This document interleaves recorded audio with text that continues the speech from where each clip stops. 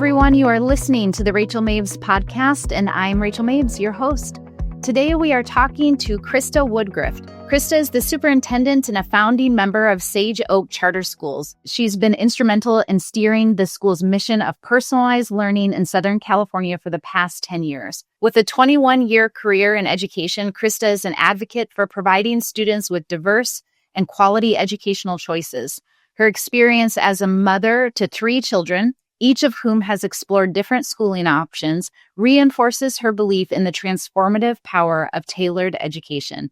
This personal journey has deepened her dedication to ensuring that Sage Oak Charter Schools meets the distinct needs of each student, exemplifying the school's philosophy of nurturing individual potential and fostering excellence in education. Krista, thank you for joining me today. Thank you, Rachel. So we always start out with the story because, with Parsec, we're always talking about how do we include the stories and the experiences. And we want to start that off with you today. So tell me a little bit about why you chose this career in education. Yeah, I feel like maybe it chose me on some level. I remember in kindergarten, whenever anyone would ask me, what do you want to be when you grow up? It was always, I wanted to be a teacher during the week and an author on the weekends, which is kind of funny. I guess I wasn't planning on ever taking a break, which probably does. I'm probably still that same person, but what types of books? I just have to know. What types of books were you planning on writing? I just loved writing stories and creating and and so I think it kind of still fits with what I love to do, is just being able to create things. And then, as you grow older, you get more of your why. And, it really did stick with me. It was never something I really strayed away from. Mm-hmm. But I think now it's just so important. Education is the way that we help our youth to learn and to grow. And then when we are looking at the future of everything, it's how we really make a difference with that. So I love kids. I love the way that their mind works. Yeah. I love seeing the wheels turning. And I always loved when I was teaching in the classroom, getting to see that happen. And then now, as I'm kind of in the more big picture side of things, getting to really see the difference that we're making in students' lives and the difference that we can make. We have some really big changes probably coming in the future. And I love thinking about it. On one hand, it's really terrifying. And then on the other hand, it's an opportunity so that we can really make sure that we're supporting our kids and creating that best possible future for all of us. So I love that from kindergarten, you were like, yes, teacher. Was there a point where you felt like when you went into college or when you started first in the classroom that you were like, this is exactly what I thought it would be? Anything that really triggered that for you? I just remember just getting that first classroom. I remember loving the kids and loving it's all of the things. It's the planning, the creating, you get to be really innovative. I don't think people really think about that sometimes as a teacher, is how creative you get to be. And so it kind of hit on all things that I love to do. And so, once I started taking my classes and getting to spend time, in the classroom, it definitely solidified that for me as a choice. Reinforced. Yeah. So tell me, from that classroom experience, you were a founding member of a very successful charter school network. How did you end up from there, from classroom now to leading Sage Oak? Yeah. So I've actually been in this type of model of education, which is a really flexible way of meeting our students' needs for about 21 years or so. And so I moved from the classroom. I found out about this type of model of education from a friend who was actually her children were in this type of model. And so I started at a different school that was sort of similar to Sage Oak. And I was there for about 9 years. And then a group of us decided we wanted to start our own school.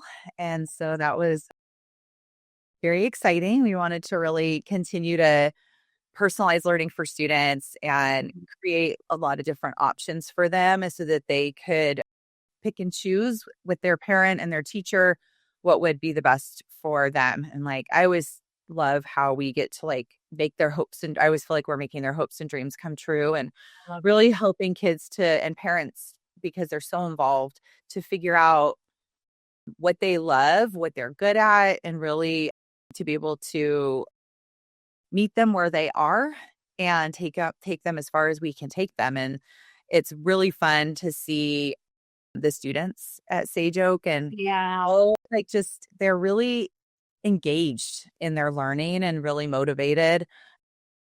And I think that it's just exciting to see that and to see how successful that they can be. Yeah, that's awesome. So now Sage Oak is what's your enrollment size? We have about 5,400 students, and we serve, we serve Southern California, kind of a large region in Southern California. Yeah, and continuing to grow. Yeah. Mm-hmm.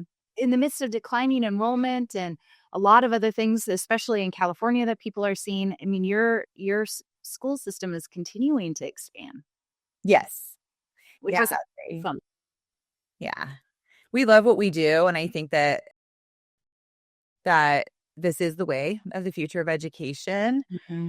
And it's what families are looking for, and it's really effective. So it's exciting. Yeah. So in the midst of that, all these really wonderful, great things, when you think about the things that really keep you up at night, what are one or two things that are pressing or weighing on you? Yeah, right now, there's more than one thing, but right now what really first comes to mind is artificial intelligence and the impact that will have on the future and the readiness that we have or don't have. I feel like we don't have the readiness for that, and it's a little bit hard to even know how to be ready for it, because it's growing at such a rate that I think some people are maybe shut down to that. They start to see how fast it's going, and you feel like you can't keep up with it. And so either, you jump in and you kind of start swimming, or you might shut down.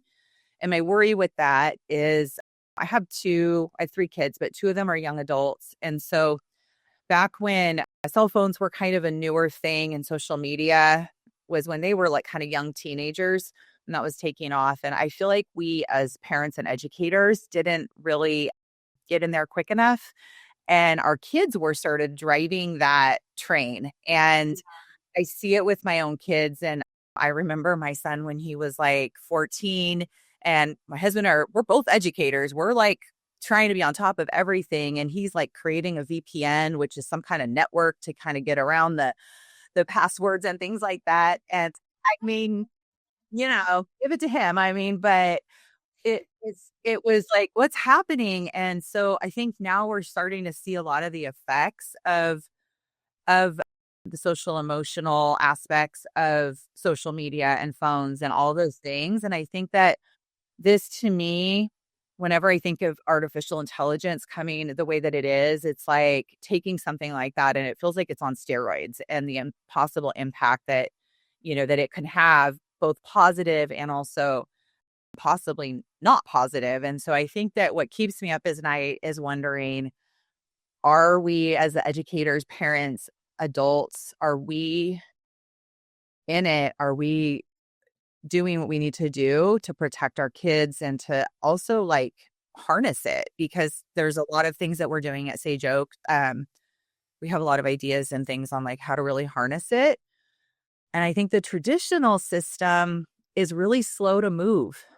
Yeah. There's a lot of barriers for our traditional system that keep them from being able to pivot. And at a time like this, we need to be able to pivot, and we need to be able to pivot quickly, and we need to be like really moving forward. And so it keeps me up at night because I feel like there's a lot at stake here, and I'm not sure that we're moving fast enough. Yeah, I really appreciate that lens and highlight, Krista, because I think that in education, there tends to be this slow movement to catch up with things. And technology, I think, is a great example. I mean, nothing short of the pandemic would have gotten computers into kids' hands. I truly believe that. And which is such a commentary of our time that there were students who still didn't have access.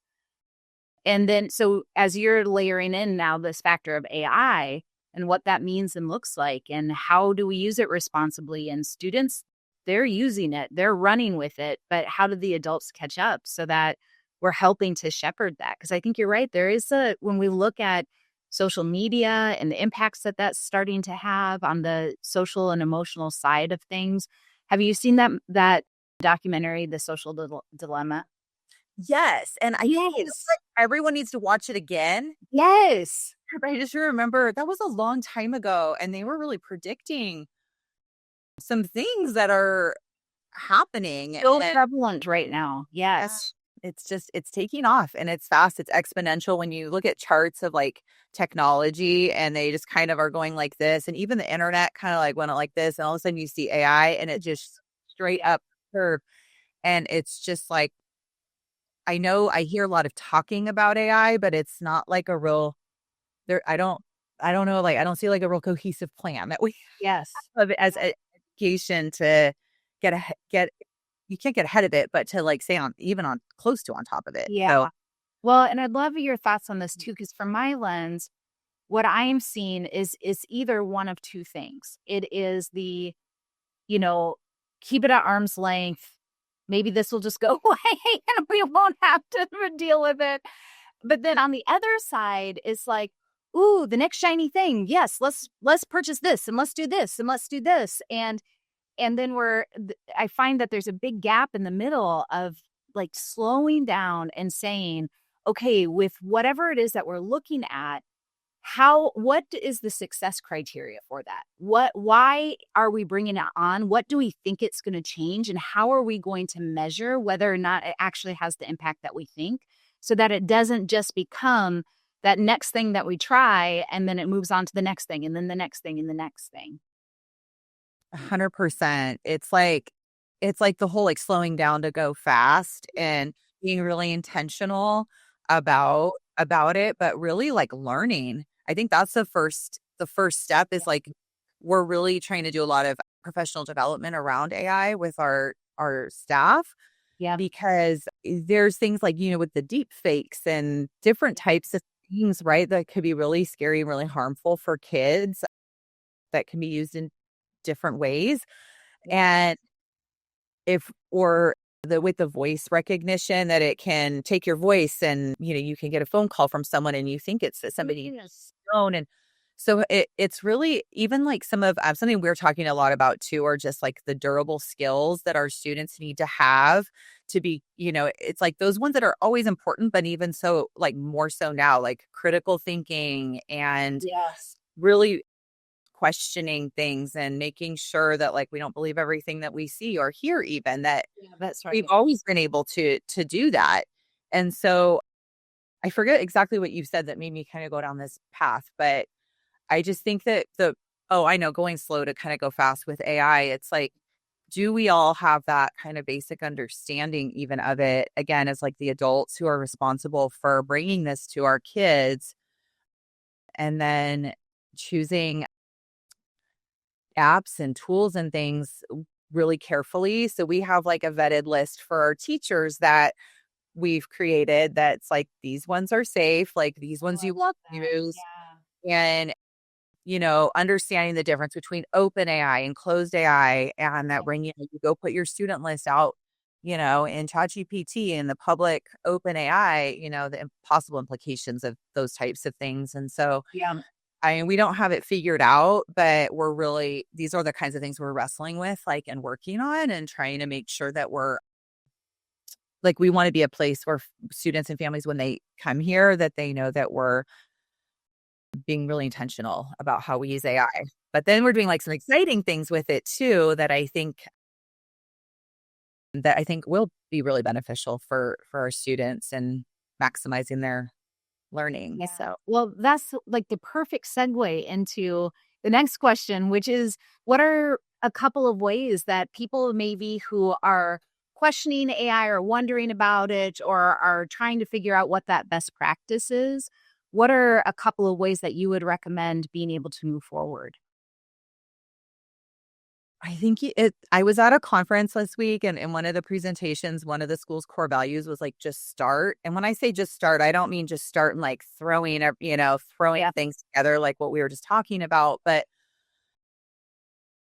I think we all have to have a growth mindset with this, and just we have to get in there and start learning it. And we have to start learning the tools as educators so that we know where we can understand them Yeah. and guide and support our students, because whether we like it, whether we want to put in our head in the sand about it, it's here, as everyone keeps saying it, right? It's here, and we know our kids are using it, and so we need to understand it. And so I would just I think the one biggest thing is just to really start educating ourselves on what it is, what it isn't, how to how to best use it, what are the positive outcomes, because I think we could see a lot of you know students who have historically been more disadvantaged to have access to things that historically that they didn't have access to. Yeah.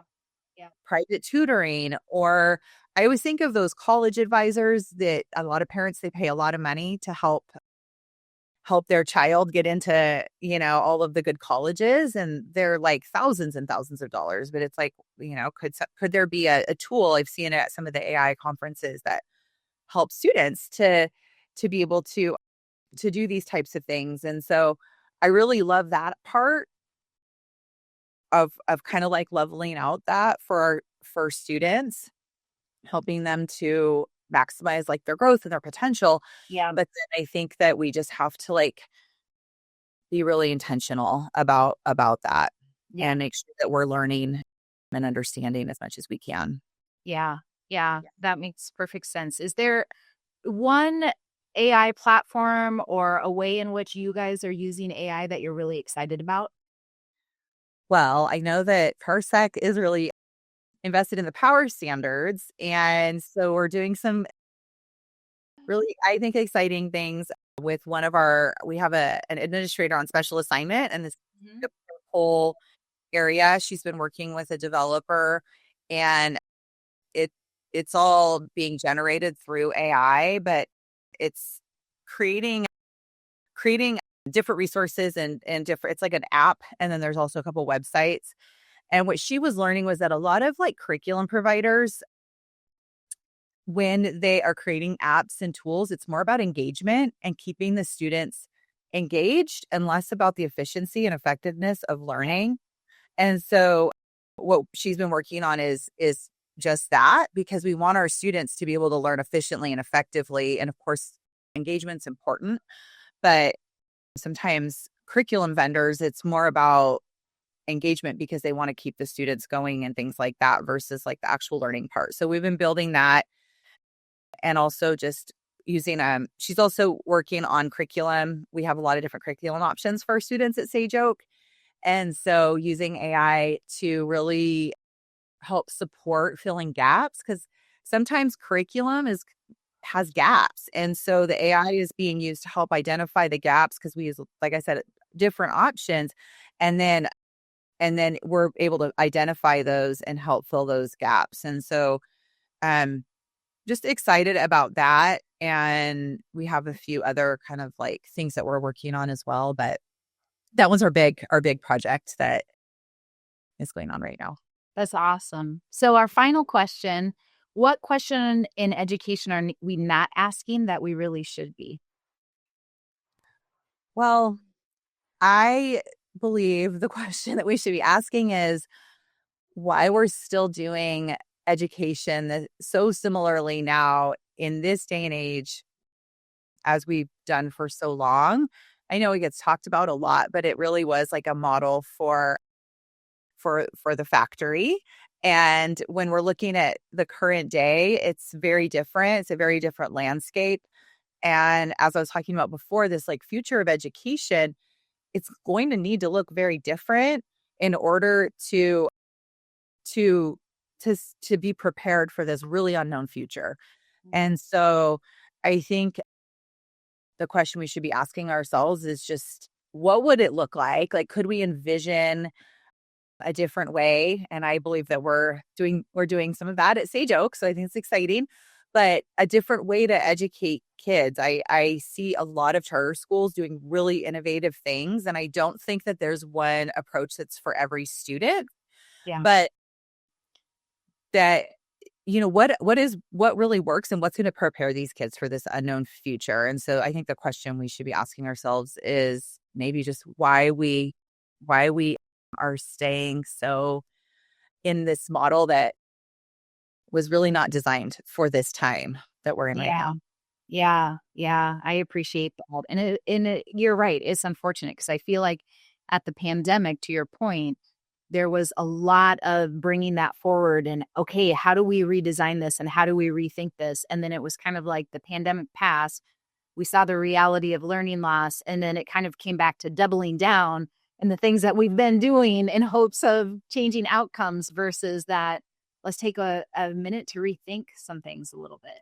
Yeah. Yeah. And I think with the pandemic, it was just I think sometimes the idea was that this type of virtual learning model it doesn't work. Yeah. And I think that what happened during that time was that the way that some districts did it was really effective, and then others not so much. Some just tried to take the classroom model and duplicate it online, and that's very ineffective. And so finding ways to like, where are we, experimenting and trying new things and doing things in a different way, I think is really important, and getting kids ready for this future that we're. Yeah, I agree. Well, thank you so much for your time today, Krista. It was great just to connect with you and hear how you're thinking about all these things and the cool ways that you guys are using AI. Thank you. And for those of you who are looking for a way to better employ AI to serve your school system, we at Parsec are here for you. Parsec Reel is an AI-powered platform built for gathering input from across your community. Our platform's ability to engineer questions for all audience types, reading levels, and in multiple languages grants accessibility to students and families who previously may have been unable to add their voices to the conversation. To learn more on engaging your whole community through valuable feedback, check out parseceducation.com.